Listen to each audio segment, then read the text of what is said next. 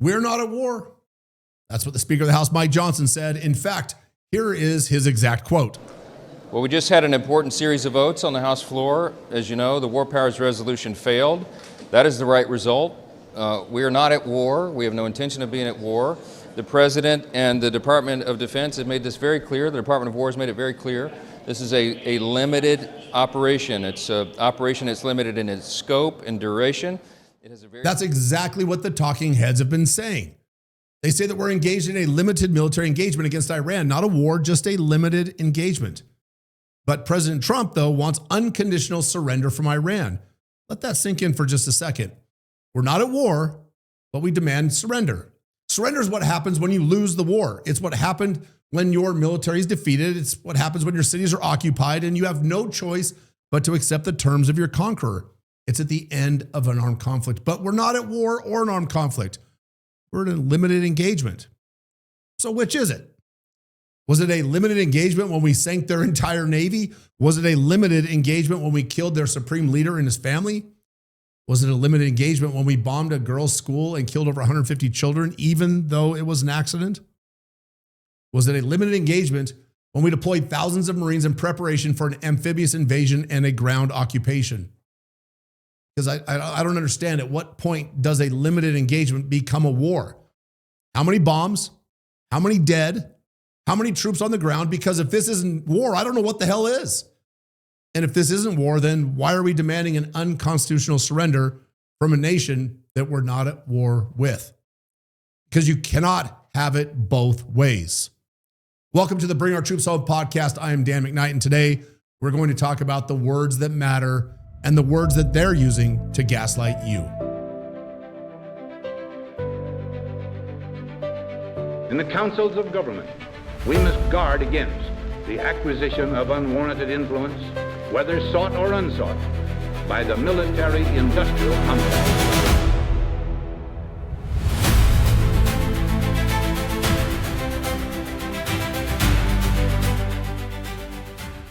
Before we get into the controversy, we need to understand where it started. On March 6th, President Trump posted on Truth Social, and here's exactly what he said. There will be no deal with Iran except unconditional surrender. After that, and the selection of a great and acceptable leader, we and many of our wonderful and brave allies and partners will work tirelessly to bring Iran back from the brink of destruction. He said unconditional surrender. He said selection of acceptable leaders. He said rebuilding from the brink of destruction. Folks, all of those things can be used to describe two things: regime change and nation building. And that's everything the MAGA movement was supposed to be against. And that definitely isn't a limited engagement. But let's set all of that aside for a moment, because a reporter asked President Trump directly, Mr. President, what is your definition of unconditional surrender? And here's what he said. Unconditional surrender, what does that mean? Well, to me, it means very simply that we are in a position of dominance that nobody's ever seen before. And whether or not they're able to say the words, or whether or not they're able to even fight. Their Navy is gone, their Air Force is gone, most of their military is gone, their big threat is gone in every way, but they have no radar, they have no anti-aircraft weapons, for the most part weapons, and definitely they have no way of determining what they call visibility. So just about everything is gone. Now, if you'll allow me just to paraphrase what he said, the president said to him, the definition of an unconditional surrender is that we are in a position of dominance that nobody has ever seen before, and that their Air Force is gone, their Navy is gone, and their military is mostly gone. Well, he didn't define surrender. What he defined was military dominance. See, surrender is an act by the defeated party. It's a formal cessation of hostilities. It's a legal and diplomatic process that ends a state of war. What Trump described is United States military dominance. It's the destruction of an enemy's capabilities. It's what we do before they surrender, not a surrender itself. The President of the United States is demanding unconditional surrender from Iran, and he doesn't appear to know what the term actually means. See, now Tucker Carlson, he heard Trump's demands for unconditional surrender, and he responded with a historical analysis of what the term actually means. Unconditional surrender means foreign troops get to rape your wife and daughter if they want. And everyone knows that. And that has been, if there's one consistent lesson of history, it means Unconditional surrender means foreign troops get to rape your wife and daughter. Everyone can feel that. That's like the most atavistic instinct there is. And so to avoid that, people will do anything. And so that's why it requires that level of force to get a population subdued to the point of unconditional surrender. That's why. And so in this case, of course, we don't have the ground force necessary. I don't think Americans would voluntarily participate in it. I just don't think we can do that. It would require weapons of mass destruction. It would require presumably nuclear weapons in order to do that. And let's not lie to ourselves. We're moving toward that. Now, if you've been anywhere near conservative media in the last week, you've seen the pile on. The entire right-wing media ecosystem, from Mark Levin to Laura Loomer to Steven Crowder, they accused Tucker of calling American soldiers rapists. President Trump himself weighed in, and he told Jonathan Karl of ABC News that Tucker Carlson has lost his way. I knew that a long time ago, and he is not MAGA. MAGA is saving our country. MAGA is making our country great again. MAGA is America first, and Tucker is none of those things, and Tucker is really not smart enough to understand that. Okay, so Tucker Carlson's not smart enough. Okay, I got it. Steven Crowder thought, though, he would play the same Tucker clip again, and then he offered the following. Now, before I get to my opinions here, first off, that was not taken out of context. He's referring to the American military. He'll say he's not. He is. There's no other context. Now, Stephen, there actually is context. Saying there's no other context doesn't make your statement true. Understanding the greater point of Tucker's assessment requires more than a surface analysis of what he said.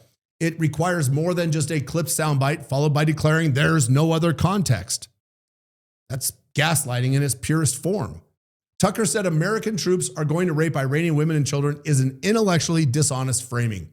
And frankly, I'm pretty disappointed in Crowder for doing it for the clickbait views. Tucker was making a historical observation about what the term unconditional surrender has meant throughout human history. He wasn't writing a policy proposal. He wasn't making a prediction. He was explaining why that particular phrase carries weight and why demanding it from a nation of 90 million people might have real consequences. And here's the thing, he's actually right. Let's talk about what unconditional surrender has actually meant in history. The term entered the American political vocabulary during the Civil War. In 1862, at the Battle of Fort Donelson, Confederate General Simon Bolivar Buckner sent a message to Union General Ulysses S. Grant, asking for terms of surrender. Grant's reply became very famous. He said, no terms except an unconditional and immediate surrender could be accepted. Grant became known as the Unconditional Surrender Grant. But here's what the history books often leave out.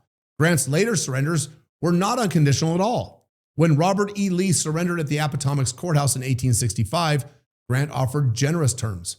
Confederate soldiers could go home under parole. They could keep their sidearms. They could keep their horses. Grant understood that crushing an enemy into total humiliation would make reconciliation impossible. Fast forward to World War II.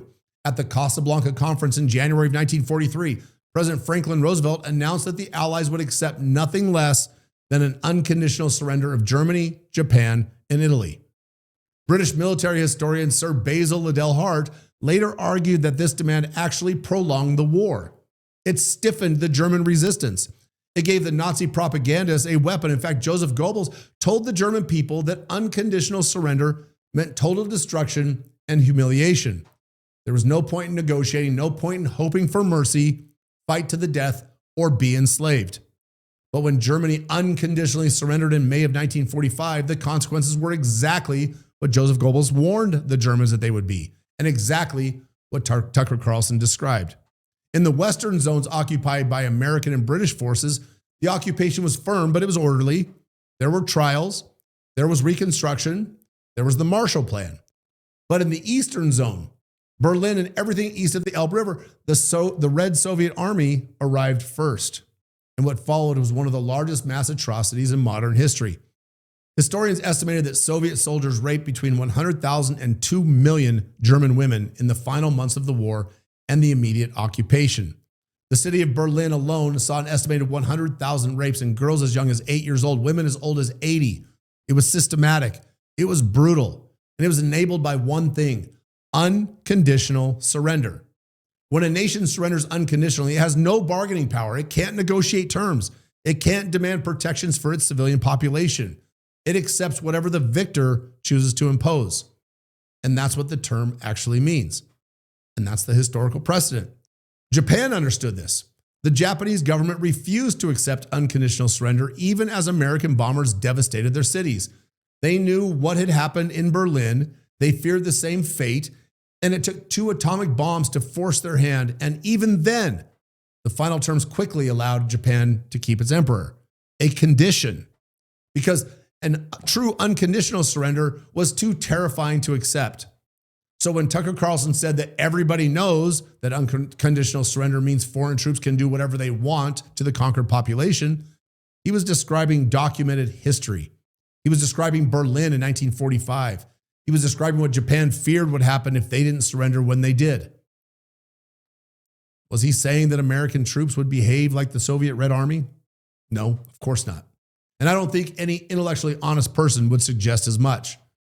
He was saying, though, that when you use the words unconditional surrender, you are invoking that history. You're telling a population that they have no options, no protections, no recourse, and people will fight to the death to avoid that outcome. Demanding unconditional surrender often leads to a longer war because of the fear of what comes after. That's not anti-American. That's not criticizing American troops. It's not that at all. It's just a strategic, realistic analysis. But there's another problem with demanding unconditional surrender from Iran. And it is one the administration doesn't want to talk about. See, we were told by the administration, by the talking heads, by the war cheerleaders, that the Iranian people would rise up, that they would overthrow their own government if we just gave them the opportunity, that they would welcome us as liberators, that they would take back their country. Does all that sound familiar? Because if it doesn't, it should. It's the same thing that they told us about Iraq in 2003. But here's what actually is happening. The New York Times published a video of over 1 million Iranians in the streets of Tehran. They weren't celebrating the death of their leader. They were protesting the United States for killing their supreme leader and cheering in solidarity for the new one. We had just successfully replaced Khamenei with what many refer to as the Hunter Biden of Iran, another Khamenei. And 1 million people showed up, just not the way that we were promised that they would. 1 million people mourning their leader, rallying behind his successor, angry at America. Now, I'm not naive. I know the Iranian regime is brutal.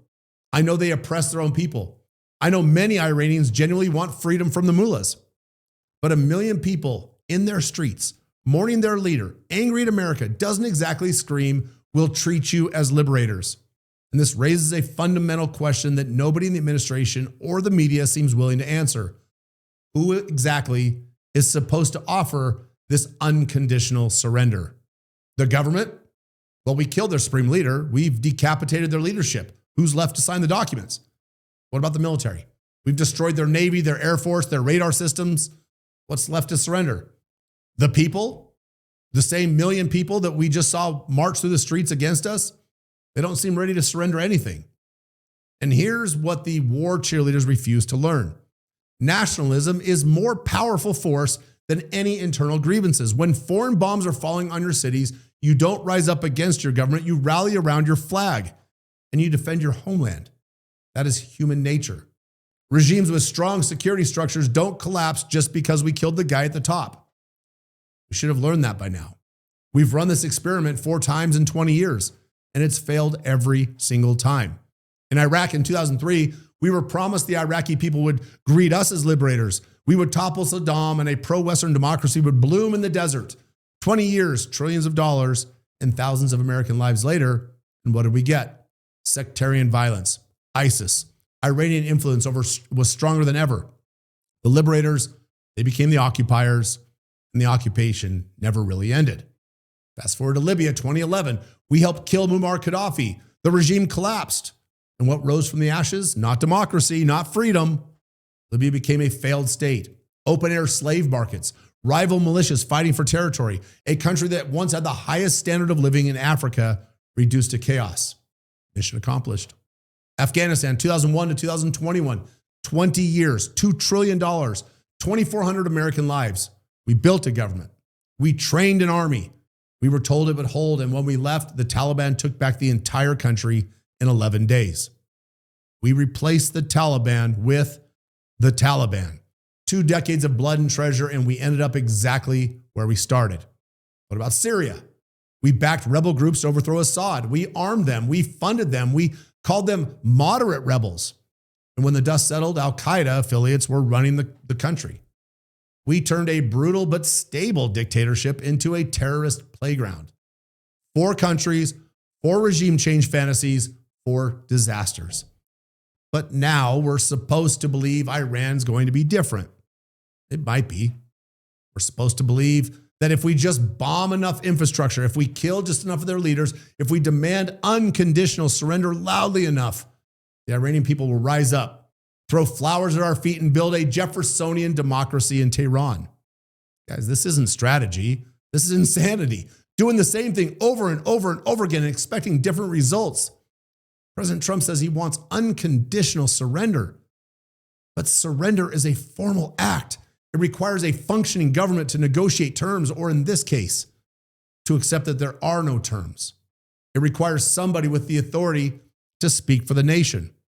But when you kill the leadership, when you destroy the military, when you turn the population against you, who exactly do you expect to walk out with the white flag? This is not strategic thinking. This is fantasy. That's not anti-American at all. I'm not criticizing anybody. Definitely not the troops. Definitely not the Department of War. Definitely not the administration. I'm just saying that it's not strategic analysis. I don't think we thought this one through. I don't think we looked back into the recent past to see what mistakes we've already made. So why isn't anybody in conservative media talking about this? Why aren't they asking these questions? Instead, they're attacking the one guy who did. Let's talk about what's really happening here. Steven Crowder, to his credit, is generally one of the more reasonable voices in the conservative media. But even he fell into the trap. He said that Tucker's comments were so egregious that people thought they were AI generated. Now, before I get to my opinions here, first off, that was not taken out of context. Full link in the description. You can go and check out, watch the whole show, because I saw a lot of people, and there were false fact checks online saying that's AI. I saw people responding saying, I'm a fan of Tucker. That's AI. Well, now that you know it isn't, do you stand by? Because that meant that this was so obviously, so egregious that you were willing to dismiss it as AI. It's not. Egregious. Tucker made a historically accurate observation about the term that has a very specific meaning in the context of military conflict. He didn't say American troops were rapists, not at all. He said unconditional surrender historically means the conquered population has no protections. That's not controversial. That's what the term actually means. And here's where the inconsistency gets absurd. Crowder went on and played a clip of Tucker interviewing Mike Huckabee.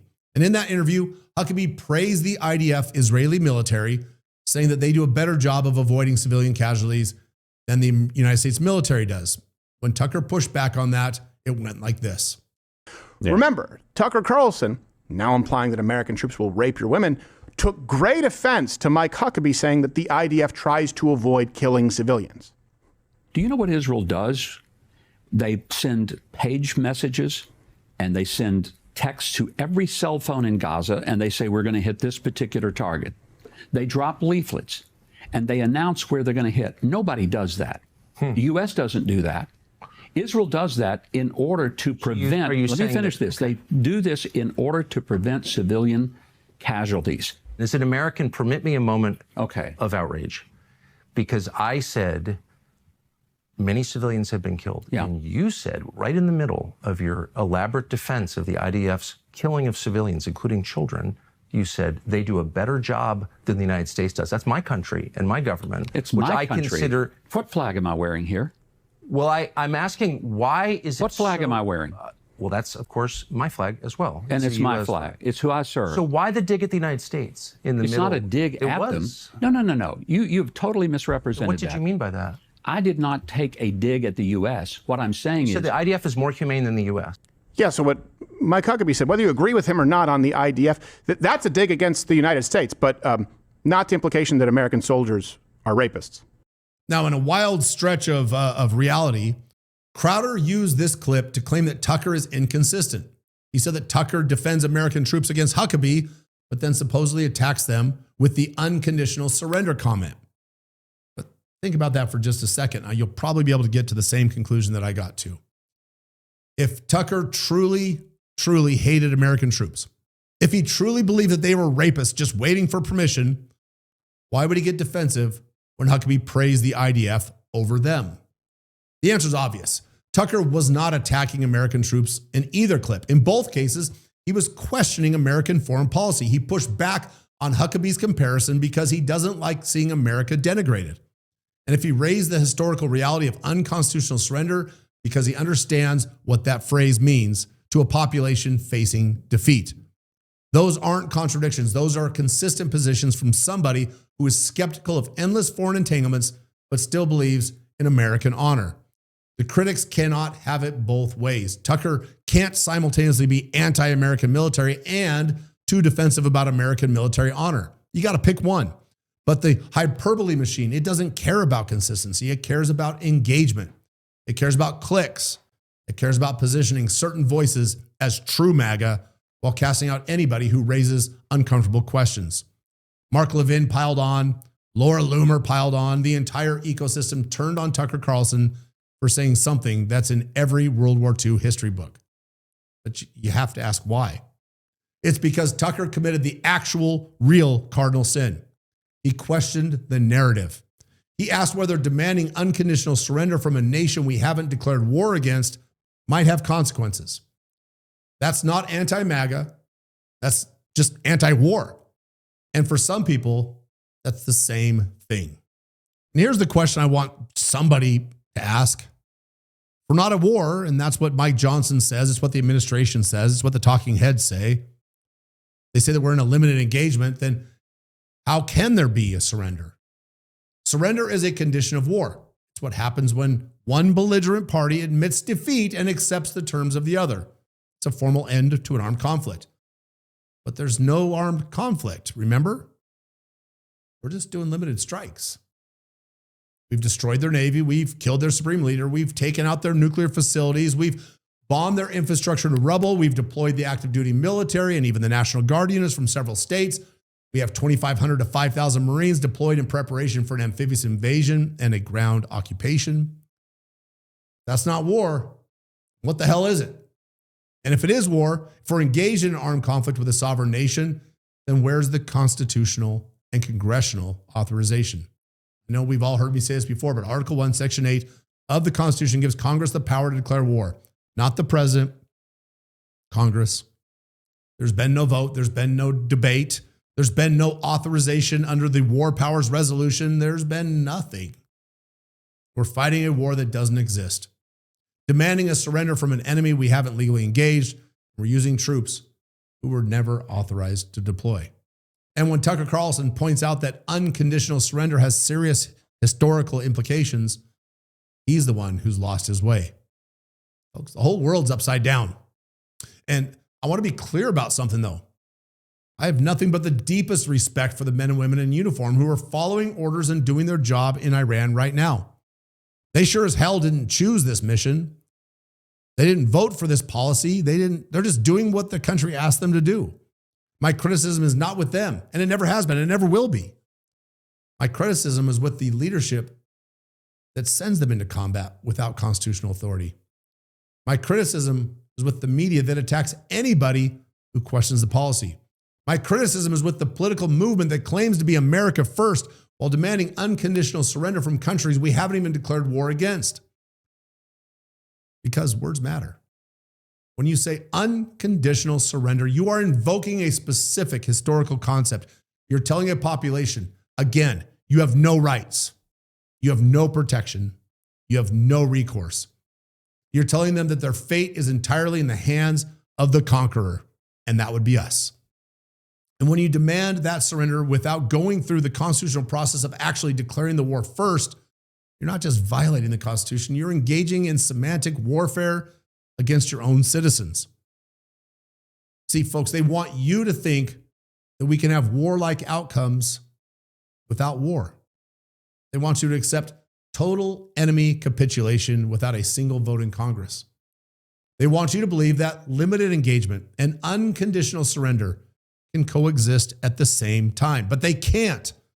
Either we're at war with Iran, in which case Congress needs to vote and American people need to say, or we're not at war.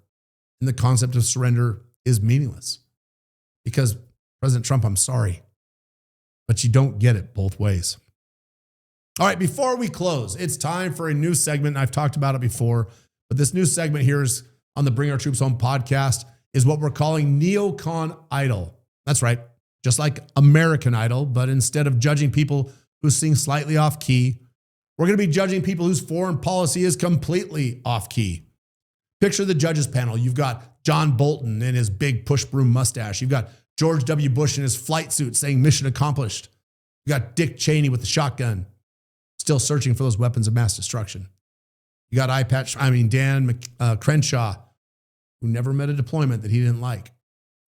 And in that iconic American Idol opening, you know, the one with the flashing lights and the silhouettes, you recognize one figure immediately, that broken posture, those damaged shoulders, the unmistakable profile of the late Senator John McCain, the original endless war enthusiast and the original NEOCON Idol. But here's the twist. Unlike American Idol, this game, there are no winners, only losers, because when it comes to NEOCON foreign policy, America always loses. So, who is our first contestant? Let's play NEOCON Idol.